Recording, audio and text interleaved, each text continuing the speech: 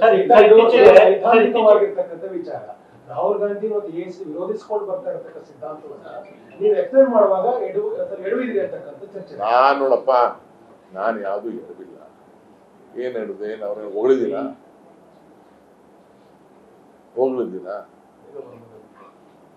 But ಎಲ್ಲ ವಿಚಾರ ತಿಳ್ಕೊಳ್ಳೇಬೇಕಲ್ಲ. ಒಂದು ಪಾರ್ಟಿಗೆ ನೀವು ಯಾವುದೋ ಒಂದು ಟಿವಿ ಕೆಲಸ ಮಾಡ್ತಾ ಇರ್ತೀರಾ, ನಿಮ್ ಟಿವಿ ಐಡಿಯಾಲಜಿ ಬೇರೆ ಇದೆ, NDTV ಐಡಿಯಾಲಜಿ ಬೇರೆ ಇದೆ.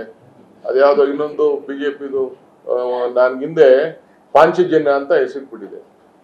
ನಾನು SM ಕೃಷ್ಣ ಅಂತ ಒಬ್ರು ಲೀಡರ್ ಸೆಂಟ್ರಲ್ ಮಿನಿಸ್ಟರ್ ಹೋಗಿ ಸೋನಿಯಾ ಗಾಂಧಿ ಕಂಪ್ಲೇಂಟ್ ಹೇಳ್ಬಿಟ್ರು, Panchajanya is RSS mouthpiece ಅಂತ.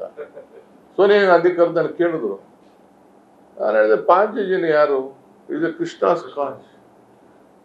ಯದಾ ಯದಾ ಧರ್ಮಸ್ಯ ಗ್ಲಾನಿರ್ಭವತಿ ಭಾರತ ಅಭ್ಯುತ್ಥಾನಾಮ ಧರ್ಮಸ್ಯ ತದಾತ್ಮಾನ ವಿಷಯಾಮಿ. ಇನ್ನ ಹೇಳ ಹಂಗೆ ಕಾಂಚಿ ಹೇಳಿ ಕೊನೆಗೆ ಧರ್ಮ ಸ್ಥಾಪನೆಗೆ ಅಧರ್ಮ ನಾಶ ಆಗಿ ಮತ್ತೆ ಧರ್ಮ ಸ್ಥಾಪನೆ ಮಾಡ್ಲಿಕ್ಕೆ ಅಂದ್ರೆ ಆ ಸಂದರ್ಭಕ್ಕೆ ಕೃಷ್ಣನ ಕೈಲಿ ಅದನ್ನ ಕೊಡೋದನ್ನ SMP ಇವ್ರು ನಮ್ಮ CM ಲಿಂಗಪ್ಪನ ಕೈಲಿ ಕೃಷ್ಣನ್ ಮಾಡ್ತಾರೆ.